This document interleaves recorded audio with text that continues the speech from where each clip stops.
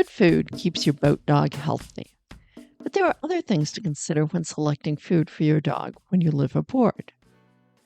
Hi there, I'm Carolyn Sherlock, and on this episode of the Boat Galley podcast, I'll share what we fed our little boat dog Papas and tell you some things that you might want to consider for yours. Today's episode of the Boat Galley podcast is sponsored by MantisMarine.com. Makers of the Mantis Anchor, now available in models with and without roll bar, proven to set reliably in the most challenging bottom. The Mantis Anchor digs in like no other, making anchoring safer and boating more enjoyable. Mantis Marine brings to market practical, durable, and affordable marine products, including anchoring gear, scuba diving accessories, and a wonderful rechargeable waterproof headlamp. Hey, also, brand new out is the Mantis dinghy. It is really cool looking. Take a look. Visit mantismarine.com and see for yourself. Okay, now let's get back to the food for a boat. I've had some questions about what dog foods are best on a boat and what did we feed Paz. She died several years ago at the age of 17. We learned quite a bit about dogs on boats from her.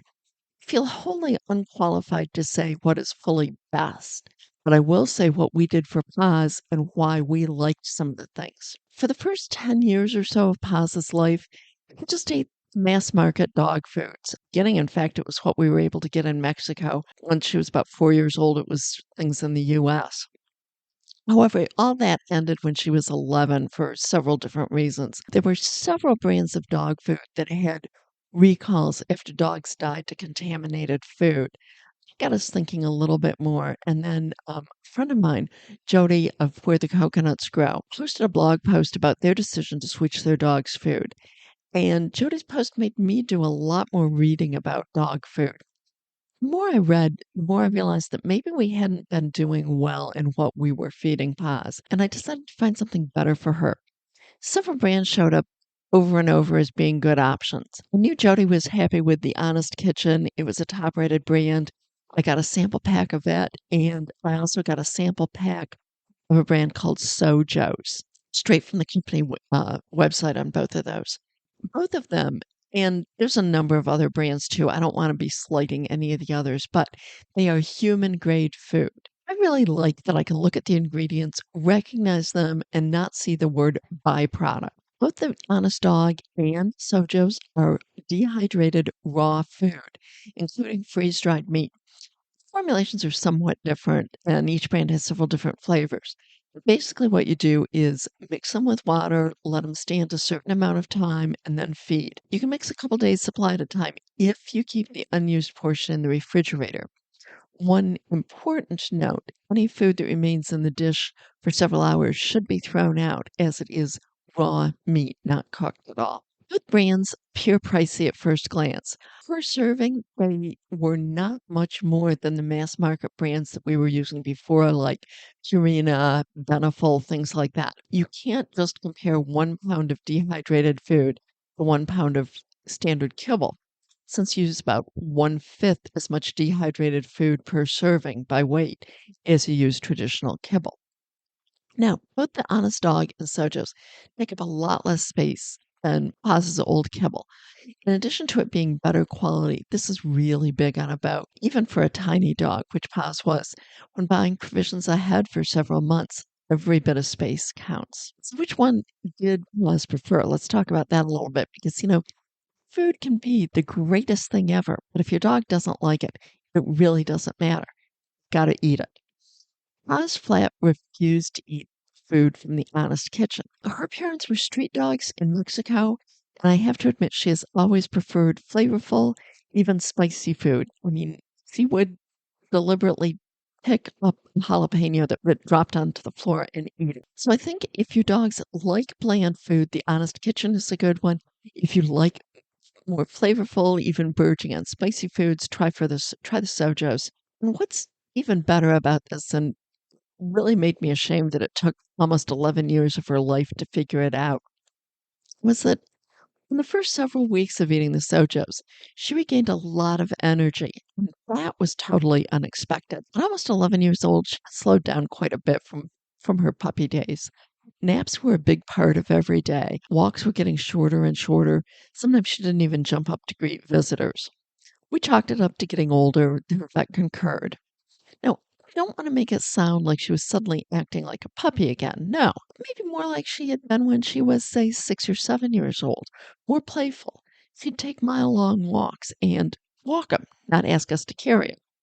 Just had more interest in things going on around her. Not only did we notice the difference, but our neighbors talked about it too. At the risk of too much information, her poop really was much better. It became, the dark, firm little logs that she'd had when she'd been younger. At the same time we changed her primary food, we also changed her treats to dehydrated beef and liver tidbits. She absolutely loved both of those.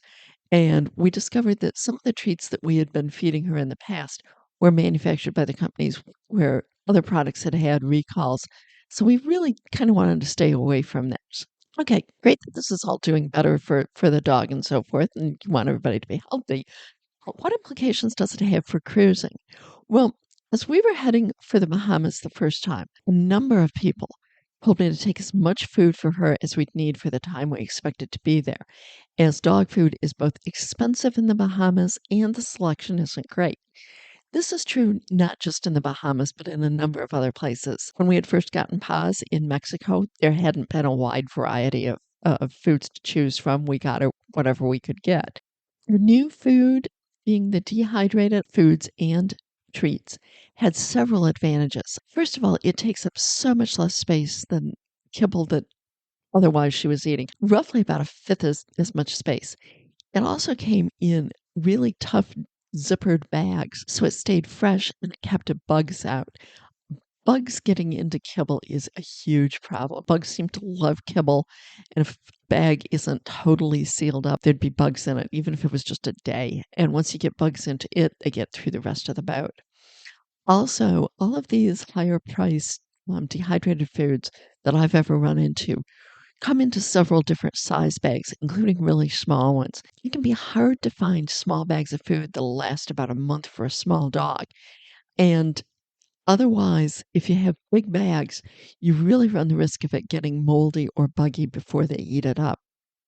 If you've got a bigger dog, that's not going to be a problem, of course. None of these dehydrated raw foods like Sojos or the Honest Dog are sold in supermarkets or big box stores. The only chain that I know that carries them are pet supermarkets, and they do not carry the full lines in them, at least the ones I've ever been in. I bought all of the food, Sojos and the dehydrated liver treats on Amazon. There's some links in the show notes for them. I believe that both of them are usually available on Chewy.com. So enjoy your trip, enjoy your dog, and have a little bit less space needed for them with better food. Okay, thanks for listening to the Boat Galley podcast. I hope you enjoyed this, and I hope you found it useful, especially if you've got a boat dog or are thinking about getting one. Please don't miss out on an episode. Subscribe in your favorite podcast app.